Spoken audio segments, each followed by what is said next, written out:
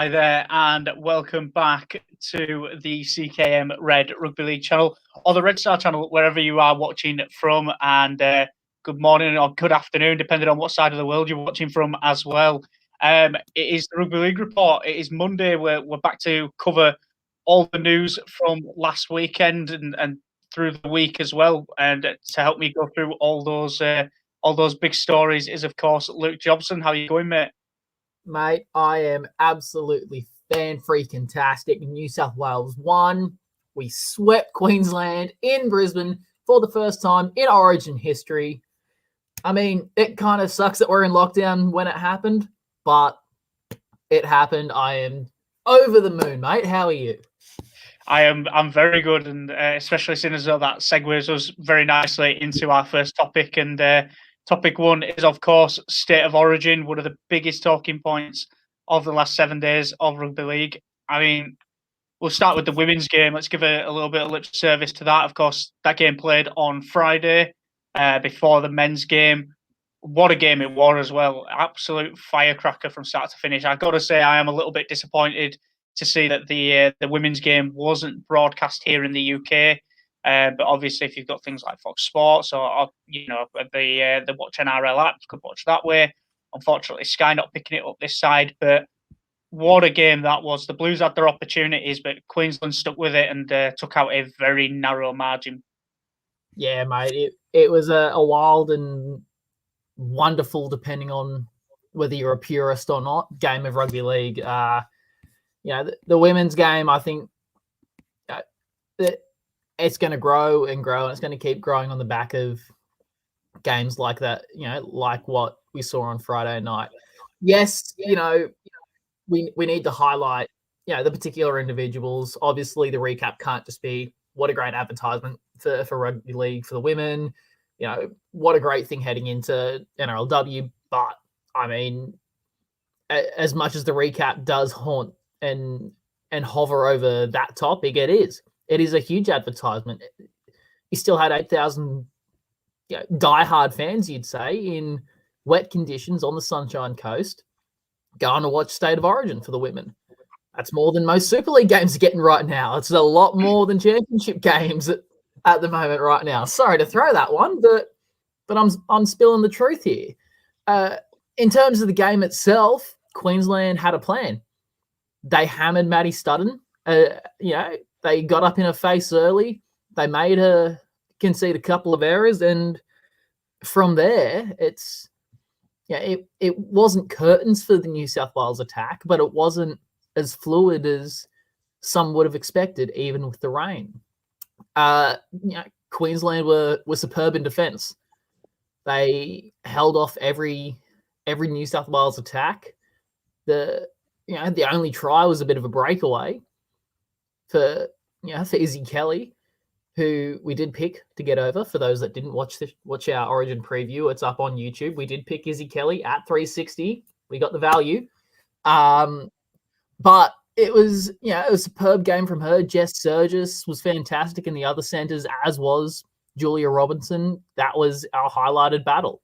We highlighted the centres, and whatever centre pairing ended up having the upper hand, that team would end up winning. And sure enough, New South Wales weren't able to crack the Queensland centres. As a result, Queensland won.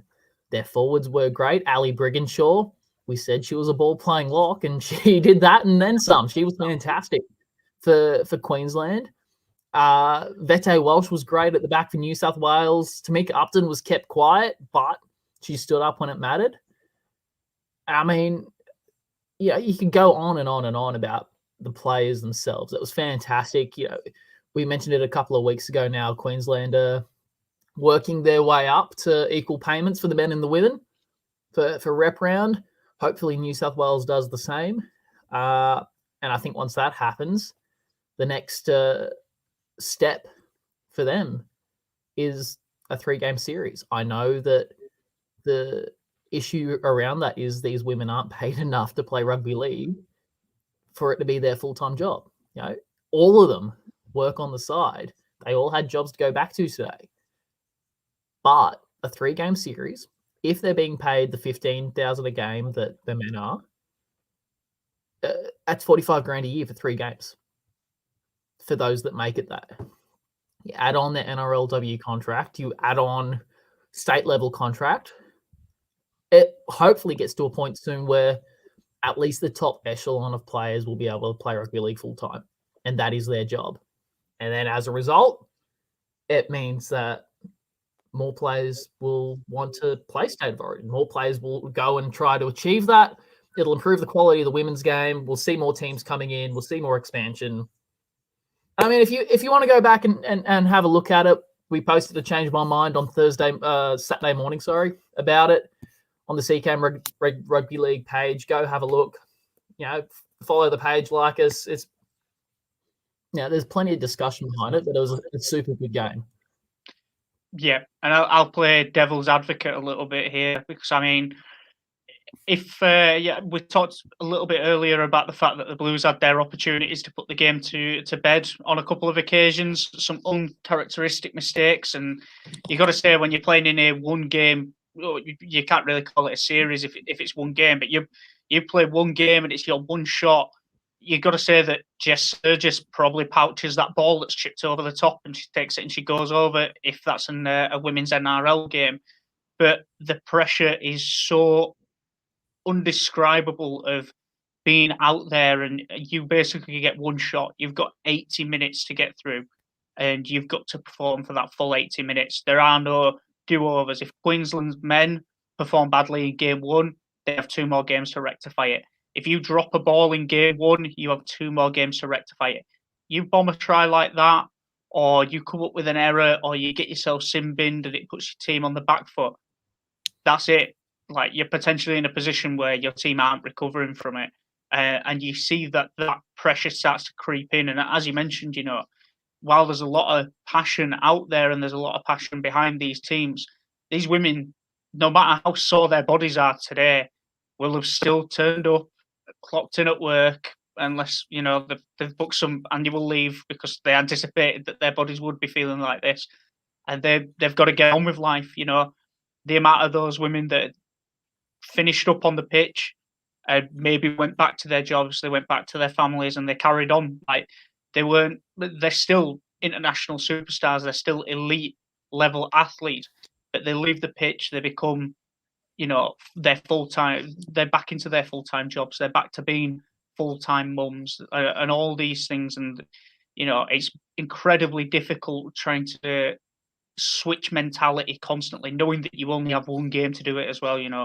Pressure creates diamonds, and sometimes pressure can also just absolutely cripple some people. And you saw that in some of the younger players, and seeing some of the uncharacteristic errors, the occasional bad read defensively, the occasional unpressured mistake. But overall, the women's game is going from strength to strength, and it's only going to get better as the girls get more time to actually be out there and perform and be able to do it on a stage in front of, thousands of people on live television, broadcast all over the world. The more that happens, the more used to it they become, the less deer in the headlights you become in those kind of scenarios. Yeah, very much so. And I think part of it is as well that the women's game's not getting the exposure it deserves. I went looking through to go and see who was injured for the injury report that we threw up earlier today on the CKM Red Rugby League page. I found 2 articles for a recap of the women's game, and it was their player ratings for each side on Fox Sports. That was it. The rest of it was men's State of Origin and like pages and pages and pages of it. So it's not getting the coverage that it deserves. We will be giving it some more coverage, this season on CCAM Red. And of course, not only for us, but for the women over in Serbia as well on the Red Star page as well. Our women are very, very quickly rising up the ranks there. But, more coverage means more fandom, more money coming in. More money coming in is better for the players. It gives them more of an incentive to improve, to become better players. And as a result, the game will get better for it. exactly. And I think then we will move on to the men's portion of State of Origin. Of course, the Blues taking out a 26-0 win in Queensland, nilling Queensland. It's in Queensland is very, very impressive. I'm going to try to remain impartial in this one. I do back the Blues, but I can see that Luke's already getting a little bit excited on this one. So, I mean, where do you go for this one? Oh no, we're about to lose all Queensland viewership. Okay, this is how this is going. But I mean, the Blues were all over it. The Queensland just didn't have a response. We posted up a finish a sentence earlier. What do Queensland need to do in 2022 to keep the series more competitive? And overwhelming responses. A lot of people blaming it. They're basically saying that the blame lays with the halves and the backs more primarily. And you can't say that they're wrong. I mean, you look at where all the tries were conceded. All the tries came on the edge. Ado Carr gets the first. Latrell Mitchell, I think, got the second. It was the intercept. And then from there, it was just the Blues picking them apart on the edges. And I mean, you got Kurt Capewell doing what he can to try and keep out probably the most informed player in the NRL and one of the fastest rising stars in Tom Trbojevic. You got Teddy working both sides. How do you counteract that? You got Xavier Coates, who's called up on less than 24 hours notice after the absolute naughty word show that was the Ronaldo Mulatalo situation. And well, let's deep dive that for a minute, because I mean, Mulatalo has obviously aired his frustrations on the situation. The fact that he's 10 months short of qualifying based on eligibility rules, but also the fact that you've got to have not played for another nation for 12 months. I think it's tier 1, tier 2 in order to qualify for Origin, but the same players that were running out for Origin are now quickly turning around saying that they won't make themselves available for the Kangaroos. So Josh Papali'i has said that he would like to put his hand up for Samoa when given the chance and not play for the Kangaroos. Jerome Luai, Brian Toto, exactly the same. You know, it's just a case of stop using Origin as a way of dangling the carrot to get people to play for Australia. Open it up where people played their rugby league. That is where, if you debuted in that state, that is your state of origin. Right, okay. Play on from there.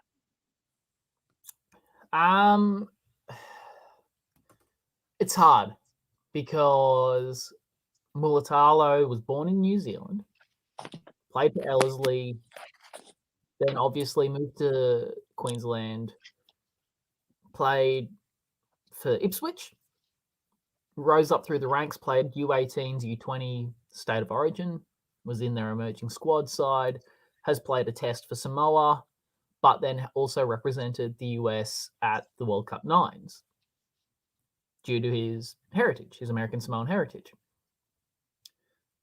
You look at other players, James Tarmo is an immediate example of someone who has flipped and flopped. You can go back, and we're going back a little bit here to Greg Inglis, born in New South Wales, played for Queensland. Jonathan Thurston played New South Wales residents and U18s, one of Queensland's best.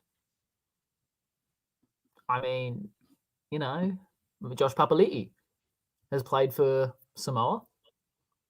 Jerome Luai has played for Samoa. You've got a whole bunch of players that, depending on what way you look at it, may or may not, should or should not be playing Origin. It sucks for Ronaldo because it happened because someone on Twitter suggested he wasn't eligible and journos took it and ran. Now, to those who are berating and trying to dox the guy on Twitter who initially said it, screw you. It's not his fault. He had every right to ask a question on Twitter. He tagged a couple of journos who were more in the know. The journos ran with it. It got back to the Origin camp or to New South Wales Rugby League, and it spiraled from there. It's not his fault. It is the fault of the ARL and of Queensland Rugby League. Like, how do you let this get through? How does it happen? If he's not eligible, he can't play U18s, he can't play U20s. If he wasn't eligible as of last week when he was named 19th man, why weren't they notified then? So, yeah, and it's a whole crapshoot the whole way through. There's no doubting that, and I've got no doubt that it's somewhat affected Queensland's preparation. Poor Xavier Coates got thrown into the fire. No time with the team. Arrived in camp 8 hours before the game. It sucks. Like, it sucks for him, and it sucks for Queensland because they didn't get the preparation that I think they deserved. What Game 2 does show, however, is that the attack under Paul Green as a Queensland side is not what it was last year under Wayne Bennett, and last year was meant to be the worst Queensland side ever. You could make a very strong argument to say that this year's Queensland side is. A very strong argument. Take nothing away from New South Wales. It's 76-6 after 2 games in Queensland. So, yeah, there's absolutely nothing to take away from them. Their attack has been great. They've got 3 fullbacks in the side.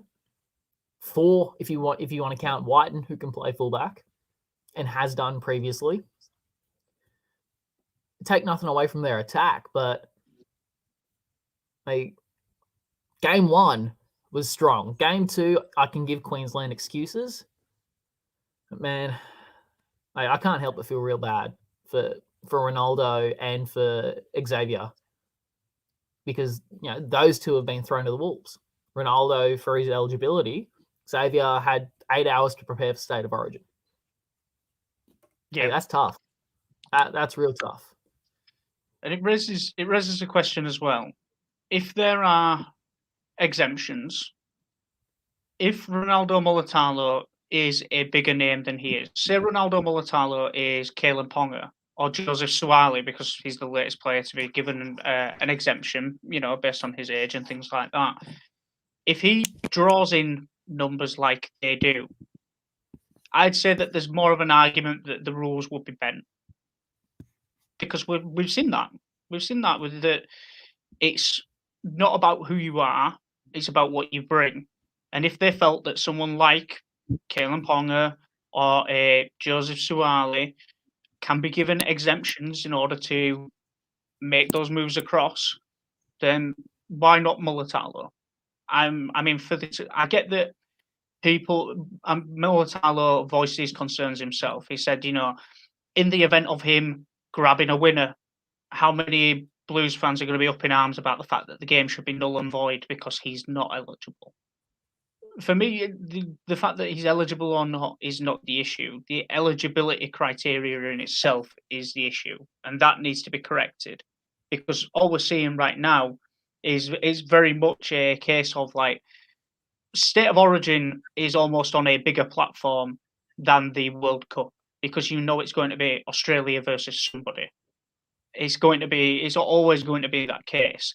So when you have got State of Origin, you've been used to dangle the carrot a little bit and tell players like, hey, the only way that you're getting into this game is by making yourself eligible for us, then it's going to keep happening. And then the game is never going to progress. That Tonga team, before there was all the issues around player payments and everything else, was the exciting factor in the international game, because you had players like Tamalolo, Fafita putting their hands up and saying hey, we're not interested in playing for these big tier 1 nations anymore. We want to spread the rugby league wealth a little bit. And State of Origin at the minute looks like it could undo all of that. And it's a big problem. It's a huge problem. You're never going to get an even spread of talent distribution while ever that happens. The one advantage is that currently the rules stipulate that if you play for State of Origin, you can still opt to play for a Tier 2 country, which is technically how Ronaldo, Luai, To'o, etc., all qualify now because they play for Samoa. Samoa is still a Tier 2. Don't know how long it's going to last. Like Samoa, Tonga could definitely soon enough be elevated to Tier 1. And I hope they do because they get a bigger slice of the pie then. But if that happens and the NRL says no, yeah, if you want to play State of Origin, you have to play for Australia and renege that eligibility, then we have issues because that's essentially saying for our viewers that watch cricket, that's the NRL saying we are the BCCI of the rugby league world. We think we're above everything else, and we're going to act as such. I hope that that's not the case, but I think we've spoken about it enough. We're not trying to get in trouble here. The NRL and the ARL need to look and act for the betterment of the global game and not just themselves. Definitely. And do you know what? Yeah, we'll get back onto the game itself. I mean, the Blues looked red hot on the edges. Queensland was struggling to keep up with that. It was always going to be an issue when Trebojevic turned it on the way that he did in game 1. The issue was always going to be how do you mark him out of the game in game 2. And then when you had that unfamiliar, wing centre pairing of Cuts, Capewell, it just made it an even bigger issue, especially when you had Trebojevic playing both edges. It was just a case of wherever he was going to be, you had to try and man mark him out of the game. And it was just absolutely impossible. He was all over. I mean, if you were to take his heat map for that game, you'd be lucky to find a blade of grass that he didn't touch. And you saw it every time that he hit the line. He just looked so dangerous. That little bit of footwork at the line, that fend, the offload, any number of things that he could have broken out of his toolkit. And he was the big difference maker yet again. And how do you really combat a player that plays like that?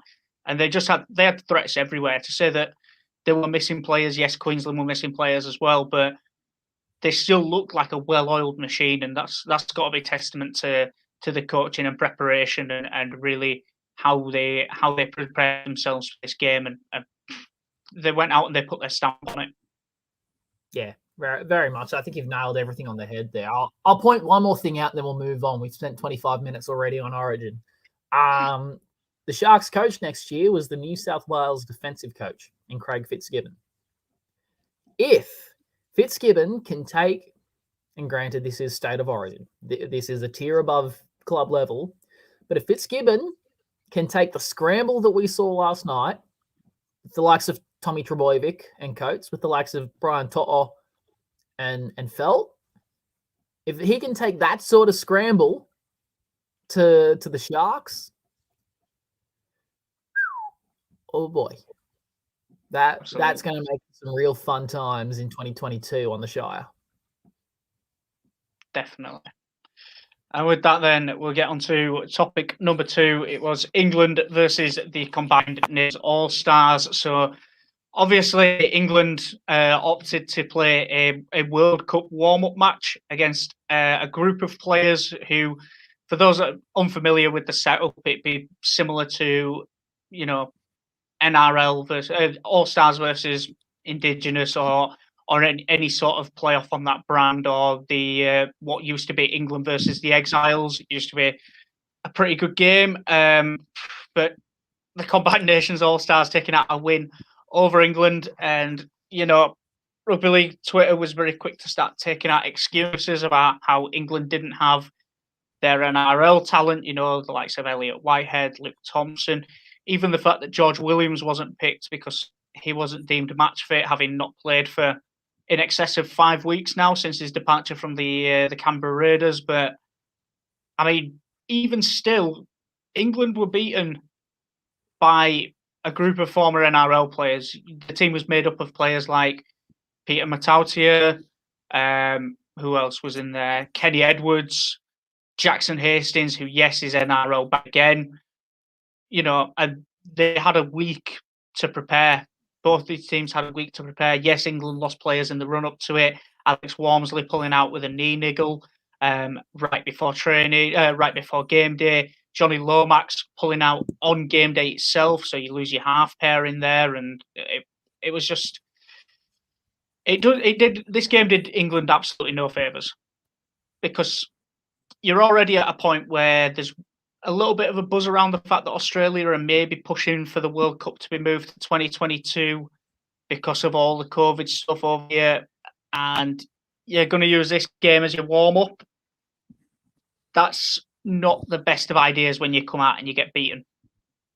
It kind of makes you look a little bit silly, and that's what the overwhelming feeling from the English Rugby League community was. And I can't say that I fall into a camp that's any different. Yes, it wasn't your first choice full strength England squad, but it's still an England squad. I don't get it, man. I'm going to completely ignore your comment about Australia wanting to push back the World Cup, because I pray that they don't. But if they do, people need a smack across the head. But really, England is that tight on international quality players that they lose to a combined all-stars side. And I'm trying to find the teams at the moment, just like team lists. As you mentioned, Peter Matautia was one of them. Jackson Hastings is another. Aiden Caesar is another. Kenny Edwards, one of your mates from Para. Yeah. Edwards, Kenny Seo, another ex-Parramatta player. There's 7 of them that are former NRL, and out of them,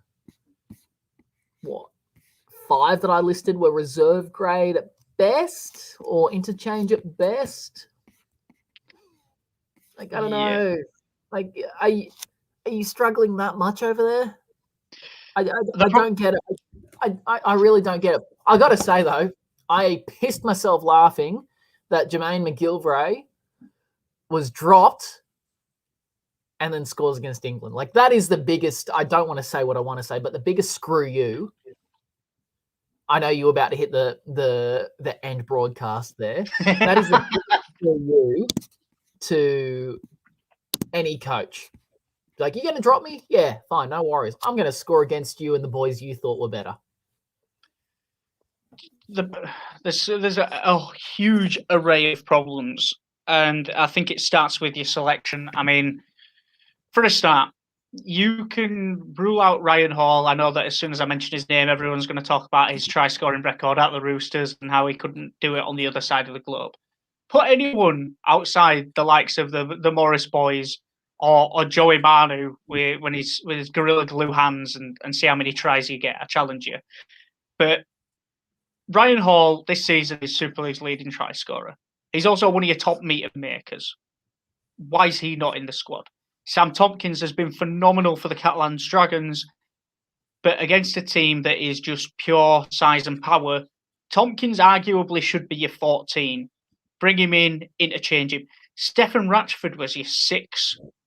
Stefan Ratchford hasn't played 6 for a number of years, and I know that people will argue the fact that England, at their most successful in recent history, were using a primarily loose forward in Kevin Sinfield as a 6.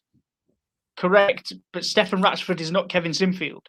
You can't just take a fullback out and stick him in a 6 shirt, and I know that probably Lomax would have taken that spot if it wasn't for the fact that he picked up an injury or any number of changes and excuses there. But the selection was off. I mean, you had Tom Davis, who's at Catalans at the minute. Yes, he's having a good season. You maybe argue that Tom Johnston should have been in that spot, if not Ryan Hall. As you mentioned, Jermaine McGilvray, every time he puts on an England shirt, he turns up and performs, whether he's having a good season with the Giants or not. The amount of times the Australians have had to try and bring in players literally just to negate the effects of having Jerry the Giant out there on the edges, coming in, making them big meters. You're so used to seeing Ryan Hall, Jermaine McGilvery making 15 meters off an exit set off the back of a good run out of fullback. The problem is that when you've got a player like Sam Tompkins at fullback, he's not a return player. Sam Tompkins is almost 33 at this point, if not already 33. He's not a returning fullback. He's a ball-playing fullback, which means that if players kick to him instead of the wings, you're not getting far on your return. It's as simple as that. He's not a powerhouse player. He's an evasive, skillful player, but he doesn't break the line all that often. So you need to already start looking at, if you're going to be playing teams again like Samoa, like Tonga. I mean, hell, look as far back as the Great Britain tour. That Great Britain tour was absolutely farcical. We got beat by PNG. At one point, we had Blake Austin playing on the wing. What the hell is going on? Can we wind the clock back and maybe have that tour again, please? And we'll get it right this time. But the selection needs to be better.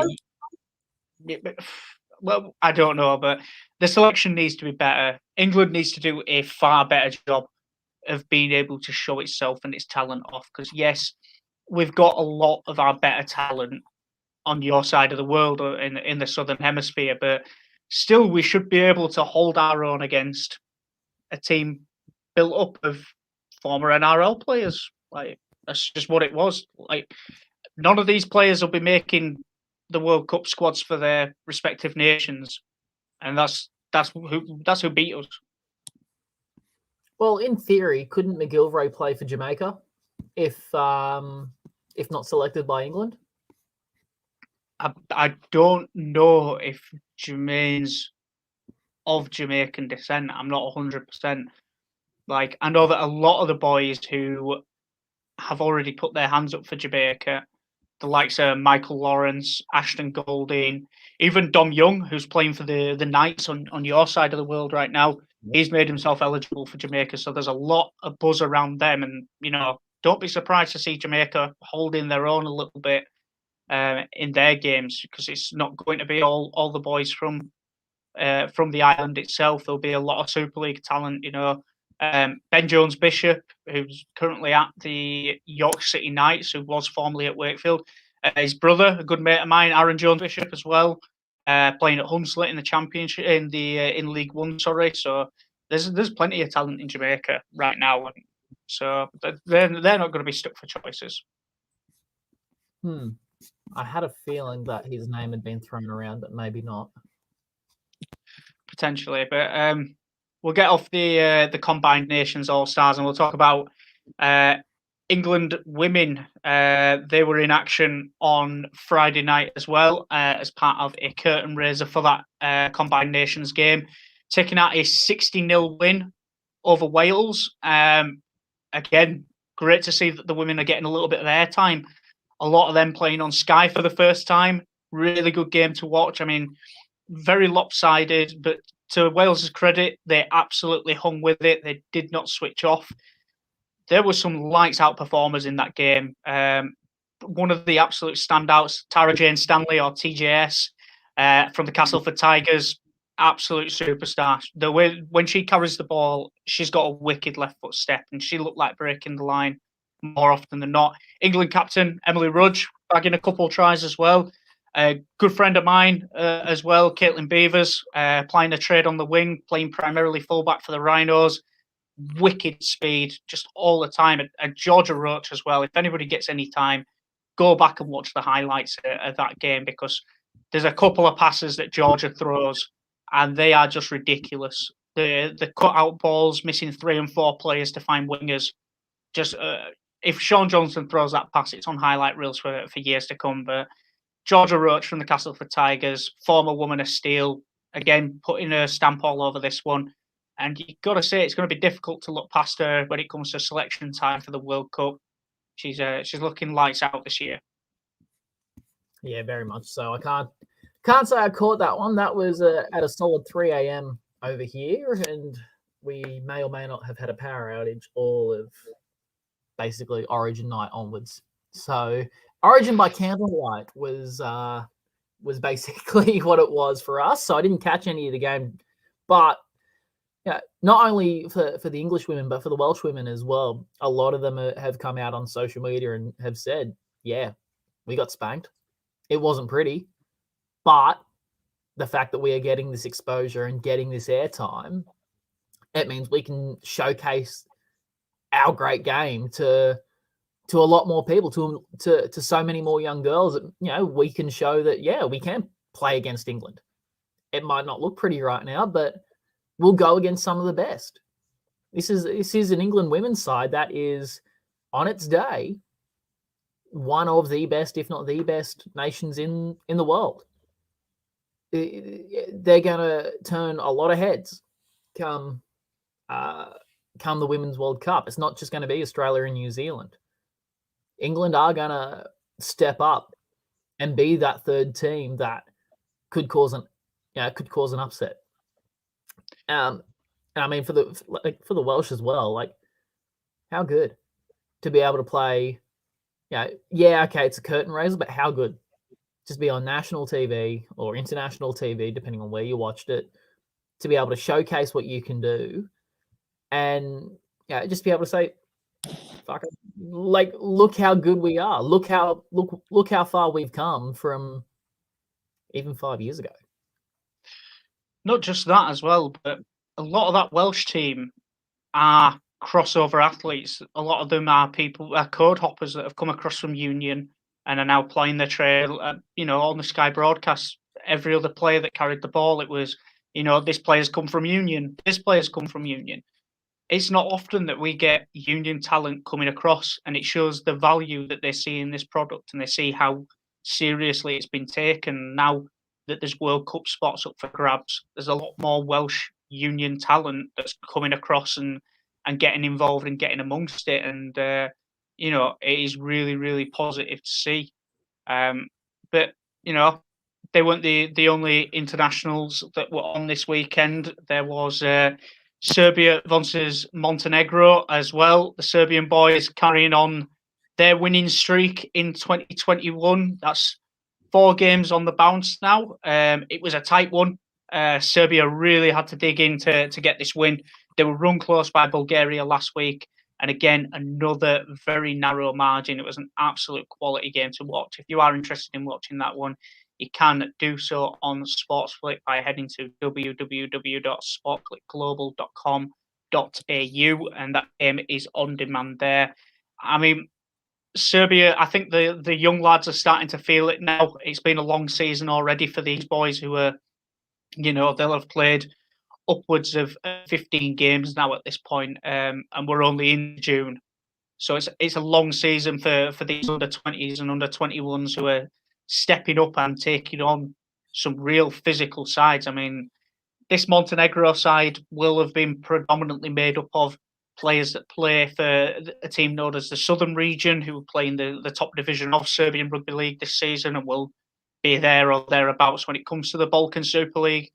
And the boys in Serbia, again, are just holding strong. And I tell you what, there's some great clips of this international tour so far. Some of the boys like Kenyatta from Partizan, some of the young blokes from Radnički Niš and Dorčol and Red Star as well, who have really stepped up and put in a real shift. And there's going to be some real highlight reel moments come out of this. I think we'll be looking at putting together a little highlights package of the best moments from the Serbian international tour, and you can just see how well the development in that nation's actually going. Because these boys are all players born pretty much on this side of the millennium, players that are born in the year 2000, 2001, 2002, that are all playing and taking on players substantially larger than them, players that have maybe got a few less years worth of rugby league talent under their belt, but nonetheless they've got that talent, and you see that in some of these games. But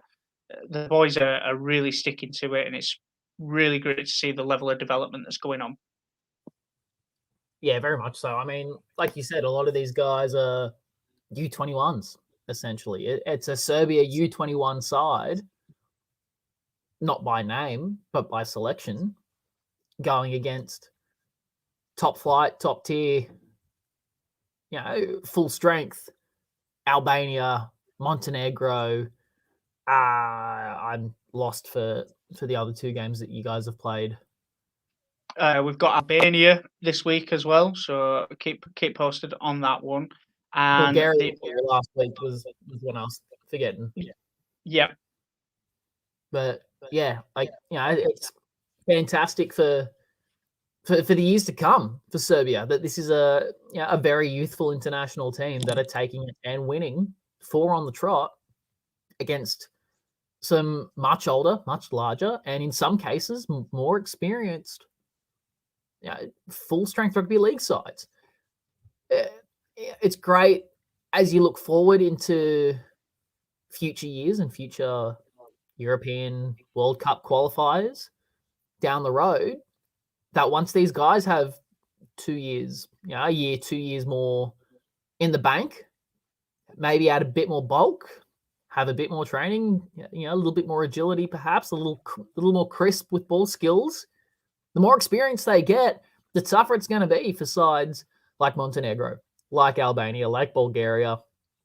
And then you push forward to see the Ukraines, the Swedes, the Finns, your Spains, those Czech types Republic. of sides.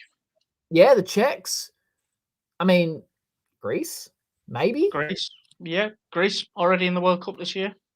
Yeah, but it's going to be tough, not only through this, the next World Cup qualifying period, but going through into 29 as well, or 28, whatever it's going to be.